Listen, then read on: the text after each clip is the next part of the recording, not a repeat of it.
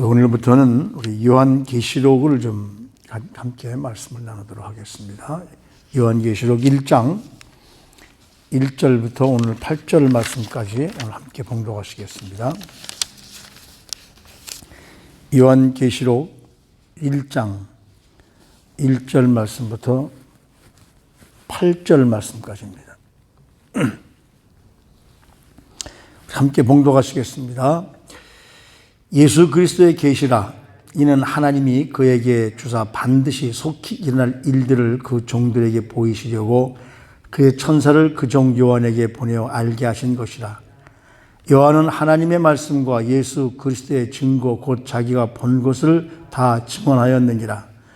이 예언의 말씀을 읽는 자와 듣는 자와 그 가운데 기록된 것을 지키는 자는 복이 있나니 때가 가까움이라.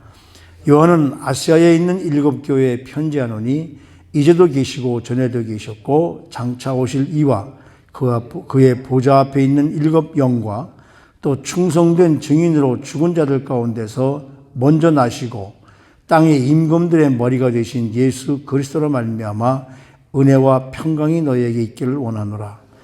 우리를 사랑하사 그의 피로 우리 죄에서 우리를 해방하시고 그의 아버지 하나님을 위하여 우리를 나라와 제사장으로 삼으신 그에게 영광과 능력이 세세토록 있기를 원하노라. 아멘. 볼지어다 그가 구름을 타고 오시리라. 각 사람의 눈이 그를 보겠고 그를 찌른 자들도 볼 것이요 땅에 있는 모든 족속이 그로 말미암아 애곡하리니 그러하리라. 아멘.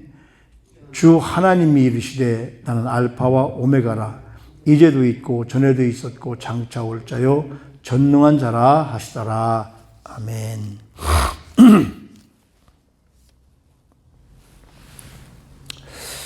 신약 성경이 사복음서로부터 시작돼서 예수님의 재림, 그러니까 예수님의 초점으로 시작돼서 예수님의 재림, 즉 요한계시록을 통해서 이제 그 초점을 맞추게 되죠. 이 계시록은 우리가 가진 성경책의 신구약의 맨 마지막에 책일 뿐만 아니라 신구약의 예언적 성취와 묵시록적으로 그 열쇠를, 그러니까 이 모든 계시를 묵시록적으로 푸는 열쇠에 해당됩니다. 우리가 그 성경을 읽다 보면 요한계시록을 또 많이 읽지 않게 되고 요한계시록을 읽으면서 보면 참 무슨 말씀인지 참 모를 때가 많습니다. 그러니까 요한계시록은 그 장차 올 예수님, 재림 때 오실 예수님을 예언하는 책이기 때문에 구약성경이 창세기서부터 말라기까지 다 이루어졌는데 그 초점이 예수 그리스도를 향한 것이고 그 예수 그리스도께서 이 사복음서를 통해서 이 땅에 오신 것을 우리에게 분명히 밝혀줍니다. 그리고 예수님의 행적, 그리고 사도행전 이후에 보면 예수님이 승천하신 후에 성령님의 지금까지 현대 역사, 그리고 구약과 신약에 초점이 되신 예수님께 다시 오실 은혜. 그래서 이 요한계시록을 또 잘못하면은 이 모든 이단들이 또 요한계시록이라는 이 여기서 많이 나기 때문에 우리가 상당히 신중하게 읽어야 되고 이 안에 있는 내용들을 잘 다뤄야 되는데 새벽 예배 시간을 쭉 하면서 얼마큼까지 다룰지는 모르겠지만은 요한계시록을 통해서 그 앞으로 일어날 일들, 물론 예수님께서 십자가에 달리시기 전에 제자들과 함께 앉아서 앞으로 무슨 일들이 있겠습니까? 라고 말씀할 때에 예수님이 장차 있어야 될 일들을 말씀하시는 장면도 있습니다. 그러나 오늘 본문 말씀에서 보면 그 당시에 있었던 소아시아의 7개 교회, 사도 바울이 쭉 다니면서 세웠던 교회들이죠. 지역적으로. 그 7 교회가 어디에 있느냐면 대부분 터키 지역에 있습니다. 그래서 여기 오늘 본문 말씀에 보면 이 요한계시록의 집필자는 누구냐면 바로 사도 요한이죠. 그리고 이 편지의 수신자는 누구냐면 그 당시에 있었던 7개 교회, 에베소 교회, 서머나 교회, 버가모 교회, 도아디라 교회, 사대 교회, 빌라델피아 교회, 그리고 라오디게아 교회. 그러니까 이 교회는 그 당시에 있었던 7개의 그 유형의 교회이지만 이 7개 유형의 교회가 지금 이 세상에 다 그대로 존재하고 있다는 것이죠. 이 말씀은 바로 요한계시록을 쓴 사도 요한의 이 말씀은 당시에 7개에게만 말씀하시는 것이 아니라 현재를 살고 있는 우리 모든 교회에게 주시는 말씀으로 이제 우리가 장차 일어날 일들에 대해서 함께 말씀을 나누게 될 텐데, 지금 사도 요한이 이 요한계시록을 쓸 때는 언제냐면 로마의 11번째 황제였던 도미티아누스, 도미티안 황제라고 그러죠. 근데 이 도미티아누스 황제는 정신분열증을 앓고 있었습니다. 그래서 상당히 그 사람들에게 대한 태도도 그렇고 박해를 심히 했는데, 네로는 박해를 하면서도 사람들을 막 나라 밖으로 내쫓거나 유배시키거나 이러진 않았어요. 근데 이 도미티아는 정신분열증을 앓기 때문에 그런 사람들이 혹시 자기를 해야 하지 않을까. 그래서 많은 사람들을 유배시킵니다. 그래서 사도 요한도 바로 반모섬이라고 하는 에게해에 있는, 에게해가 어디냐면 지중해에서 흑해로 들어가는 길목 터키와 그리스에 있는 사이 그 바다를 에게해라고 그러거든요. 거기에 있는 섬. 크지도 않은 섬입니다. 자그마한 섬으로 지금도 현재도 거기 인구가 한 3,000명 정도 된다고 하니까 많이 사는 성은 아니죠. 그런데 거기에 사도 요한이 마지막으로 요한계시록을 집필한 동굴 같은 것이 있기 때문에 지금도 많은 성지 순례객들이 거기를 많이 방문하게 된다고 합니다. 그 요한계시록을 쭉 읽다 보면 마지막에는 하늘과 우리 사람 사이에 살고 있는 이 지구와의 땅의 구분이 사라질 것으로. 그러니까 믿지 않는 자들에게는 다가올 심판에 관한 경고이고, 믿는 자들에게는 거룩한 삶을 살 것을 격려하면서 예수님의 재림은 영원히 하나님의 백성들과 함께할 것이라는 것을 보여주고 위로하는 책이기도 합니다. 근데 이 요한계시록을 쭉 읽다 보면 숫자도 많이 나와요. 7이라는 숫자, 10이라는 숫자, 12이라는 숫자, 특별히 7이라는 숫자가 제일 많이 나오는데 요한계시록 전체 한 50페이지 정도 이상 나온다고 그렇게 봅니다. 근데 요한계시록 특징은 뭐냐면 이분법적으로 나누어져요. 하나님께 속한 자와 뱀, 짐승, 말하자면 마귀, 하나님께 속한 자와 마귀에 속한 자, 땅에 거하는 자와 하늘에 거하는 자. 우리들은 땅에 지금 살고 있지만 우리의 시민권은 하늘이기 때문에 우리는 하늘에 거하는 자로, 땅에 거하는 자들은 심판받을 자로.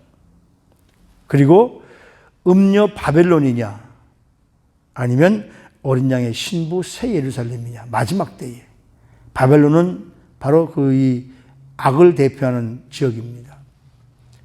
예수 그리스도로 말미암아 우리는 예수님의 신부된 사람들로서 새 예루살렘에서 영원히 살 것. 근데 분명한 것은 그거 뭐 귀찮게 그러느냐, 둘 중에 하나 가운데쯤 하면 어떠냐. 근데 하나님의 말씀은 이것이냐 저것이냐입니다. 하늘이냐 땅이냐, 천국이냐 지옥이냐. 다시 말하면 음녀 바벨론이냐, 예수님의 어린 양이 함께 하시는 새 예루살렘이냐. 반드시 둘 중에 하나를 택해야 된다는 겁니다. 그것이 이제 이 요한계시록의 특징이기도 하고요. 이 계시록은 그리스도인들이 당해했던 고난과 이 순교의 역사.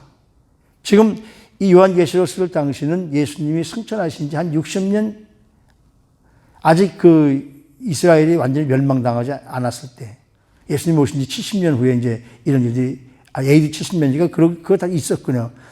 그러니까 예루살렘 멸망당하고 다 흩어져 버리고, 그리고 사도 요한은 지금 에베소 교회에 있으면서 거기서 이제 붙잡혀서 반모섬으로 유배됐을 때니까 예수님께서 십자가의 죽으심으로 악에서 이긴 것처럼 우리는 예수님의 참 제자로 이 땅에서 살아가야 될 것을 분명히 아는. 그래서 우리가 이 땅에 사는 동안에 마귀로 연상되는 짐승, 바로 이 뱀, 짐승을 따르는 자들의 비참한 최후와 어린 양을 따르는 자들의 궁극적인 승리의 모습을 대비시켜서 우리 그리스도인들이 고난 중에서 어떤 선택을 해야 할지를 우리에게 분명히 깨닫게 해주는 겁니다. 둘 중에 하나예요. 천국이냐 지옥이냐. 바벨론을 따라가는 이 세상의 삶이냐 아니면 예수님을 따라가는 새 예루살렘의 삶이냐. 결국 우리 그리스도인의 최종 목적지는 새 예루살렘입니다. 그래서 그 새 예루살렘을 설명하시기 위하여서 일곱 교회, 즉 다시 말하면 지금 있는 모든 교회들 향해서 여기 보면 마지막 때에 보면 이기는 자가 되어서 새 예루살렘으로 들어올 것을 초청하는 책이기도 하죠. 이런 미래를 염두에 두고 현재를 어떻게 살아야 할지를 가르치는 책으로 그분의 제자답게 현실에서 얼마나 충성되게 살아야 되느냐. 고난을 이기는 힘. 우리가 이 시대가 저는 요즘에 우리 집사람하고도 얘기를 하면서 요즘 시대가 어떤 시대일까? 마지막 때에 그 1948년에 썼던 1984 조엘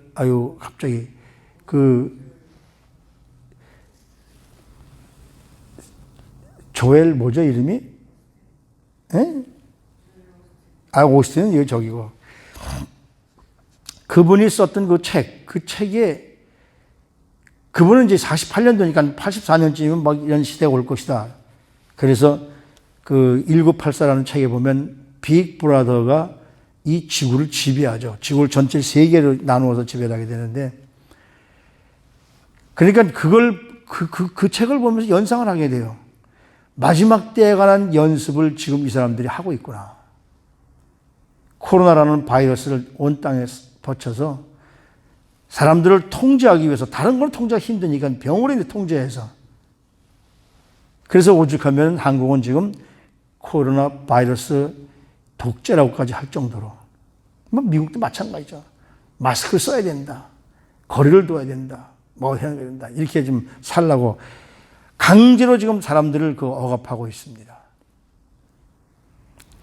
근데 이것을 이기는 지혜는 인간의 지혜가 아니라 하나님의 말씀에서 나온다는 거죠. 신실하신 하나님의 약속은 어떤 강한 대적의 방해나 반대에도 불구하고 반드시 성취됩니다. 이 말씀은 무슨 말씀이냐면 장차 일어날 모든 일들이 예수 그리스도로 말미암아 이루어진다는 것이죠. 그래서 지금 이 사도 요한은 가혹한 그 로마의 박해에도 불구하고 그런 가혹한 박해가 있지만 하나님이 직접 주신 예수 그리스도의 계시로 말미암아 그 어려움을 이기고 살아갈 수 있도록. 그래서 여기 보면 1장 1절 말씀에 보면 예수 그리스도의 계시라. 이 책 전체는 바로 예수님께서 직접 사도 요한에게 나타나서 환상으로 보여주신 것을 쓴 책, 앞으로 일어날 일들에 쓴 책. 바로 분명히 명확하게 이것은 예수 그리스도께서 마지막 때 일어날 것을 우리에게 계시해 준 것이다. 이 계시의 주인은 누구냐면 바로 예수님이시죠. 예수님이 모든 계시의 중심이십니다. 예언과 환난과 앞으로 일어날 모든 일에 우리 예수님께서 등장하시면서 초림 때는 우리 예수님이 초라한 모습으로 이 땅에 오시지만 이제 재림 때는 초림 때는 소수의 사람들만 알기에 몰래 오셨지만 초라한 모습으로 오셨지만 재림 때는 모든 사람이 다 알게 오신다는 말씀이죠. 지금 이 당시 사람들이 정말 이 어려운 시대, 지금보다 아마 더 박해가 심했을 때니까 그 견딜 수 없는 고난과 역경을 만났지만 두려워하지 않고 담대히 살아야 할 이유는 우리 주님이 다시 오실 희망을 갖고 그 희망이 바로 교회를 위로하는 말씀이었기 때문에 그래서 우리가 긴박하고 중차대한 시간일수록 우리 그리스도인은 하나님의 말씀을 읽는 것과 듣는 것과 그것을 행하는 것으로서 더욱 하나님 말씀을 힘써야 될 줄 압니다. 여기서 오늘 1절 말씀에 보면 예수 그리스도의 계시라 이는 하나님이 그에게 주사 반드시 속히 일어날 일들. 그러니까 이 속히 일어날 일들이기 때문에 이것을 읽는 사람들이 예수님 금방 오시겠구나. 여기 속히라는 말은 금방 오시겠다는 그 말이 아니라 하나님의 말씀이 이루어지기 시작할 때 속히, 그러니까 마지막 때가 되면 그런 것들이 속히 이루어진다는 말씀이거든요. 지금 현 세대를 보면 정말 얼마나 빨리 지나가는지 모릅니다. 속히 이루어질 겁니다. 그래서 우리가 이 마지막 때가 될수록 말씀을 읽는 것과 듣는 것과 행하는 것을 더 열심히 해야 된다는 것이죠. 역사의 심판은 세상 권력자들이 일으키는 것이 아니라 전능하신 하나님의 주권에 달려있음을 우리는 분명히 깨달아야 됩니다. 마치 권력자들이 모든 것을 다 할 것처럼. 한번 이런 모습을 한번 생각해 보세요. 미국이 지금 한 250년, 300년 정도 역사밖에 안 되는 나라지만 그래서 미국이 이 민주주의의 대표적인 나라입니다. 근데 어째서 미국이 이런 일들이 일어날 수 있었을까?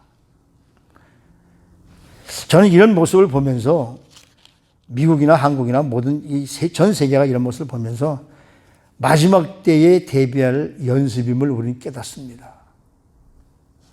이제 저 뒤에서 이 계시록에서 보면 말씀을 나누겠지만 마지막 때가 되면 짐승표를 받지 않으면 이 세상을 살아갈 수가 없어요. 그게 요즘 현실로 다가오고 있죠. 뭐 사람 몸에다가 칩을 심는다, 뭐한다, 뭐 이런 모습이 다 다가오고 있는데 정말 우리가 그때를 향해서 우리가 정말 준비해야 될 때거든요. 그러면서 이 요한은 아시아에 있는 7교회에 편지하노니 이건 7교회를 의미하지만 이 7교회는 지금 현재 있는 모든 교회 유형들입니다. 에베소 교회 같은 교회도 있고 사모나 교회 같은 교회도 있고 버가모 교회 같은 교회도 있고 두아디라 같은 교회도 있고 사대 같은 교회도 있고 빌라델피아 같은 교회도 있고 그리고 라오디게아 같은 교회도 있고 똑같은 교회들이 지금 현재 있거든요. 그러니까 이 예수님은 그 교회들에게 반드시 말씀을 하시는데 초림을 통해서 이미 예수님의 구원의 역사가 이루어졌는데 이 구원을 완성시키는 바로 죽음에서부터 부활하시고 영광스럽게 승천하신 주님은 반드시 장차 다시 오시겠다. 전에도 계시고 이제도 계시고 전에도 계셨고 장차 오실 이와 그의 보좌 앞에 있는 7 영과 성령 말씀하시는 거죠. 충성된 증인으로 죽은 자들 가운데서 먼저 나시고 땅의 임금들의 머리가 되신 예수 그리스도로 말미암아 어렵고 힘들지만 너에게 성령님의 놀라운 역사가 은혜와 평강이 함께 있을지어다.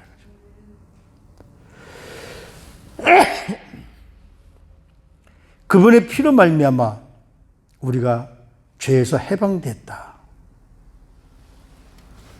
그러니까 예수 그리스도의 그 은혜가 아니면 우리 주님이 이 땅에 오셔서 우리를 왜 십자가에 희생하지 않았으면 우리는 아직까지도 죄에 속박된 불쌍한 영혼들인데 초림 때는 우리 예수님께서 낮고 천한 모습으로 오셨지만 재림 때는 존귀하고 영광스러운 모습으로 모든 사람들에게 공개적으로 오신다는 거죠. 그의 아버지 하나님을 위하여 우리를 나라와 재상으로 삼으신 그에게 영광과 능력이 있으시도록 있기를 원하노라. 그러면서 여기 뭐라 그러니까 볼지어다 그가 구름을 타고 오시라 한 각 사람이 그 눈으로 보겠고 그를 찌른 자도 볼 것이요 땅에 있는 모든 족속이 그런 말미암아 애곡하리니 분명히 그렇게 될 것이다. 아멘이잖아요. 그러면서 뭐라고 말씀하시냐면 나는 알파와 오메가다. 전에도 있었고 지금도 있었고 장차 오실 알파와 오메가는 뭡니까? 히브리 우리 영어로 말하면 AZ라는 이야기고 히브리어의 알파가 알파벳의 제일 처음 글자고 오메가가 맨 마지막 글자 우리 Z에 해당되는 글자이기 때문에 바로 하나님만이 처음부터 끝 그러니까 이 삼위일체 안에서 앞으로 전부 다 이루어질 일들이 이 사도 요한이 쫙 눈으로 보여주고 하나님 우리 주님께서 계시로 보여주니까 아멘 아멘을 안 할 수가 없죠.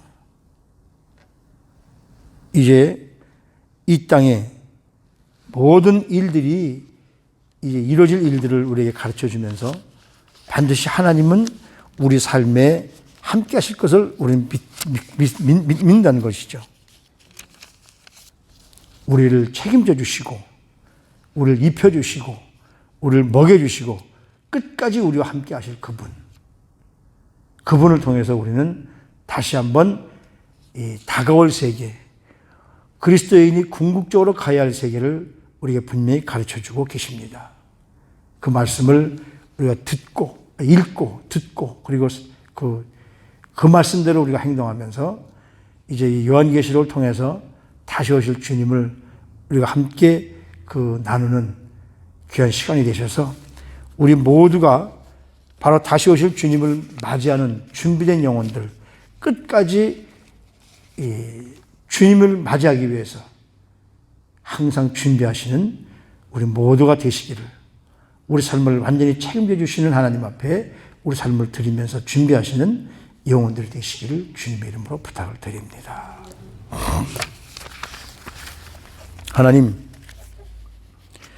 하나님 말씀을 읽고 듣고 깨닫고 지킬 수 있는 큰 복을 우리에게 허락해 주시니 진심으로 감사를 드립니다.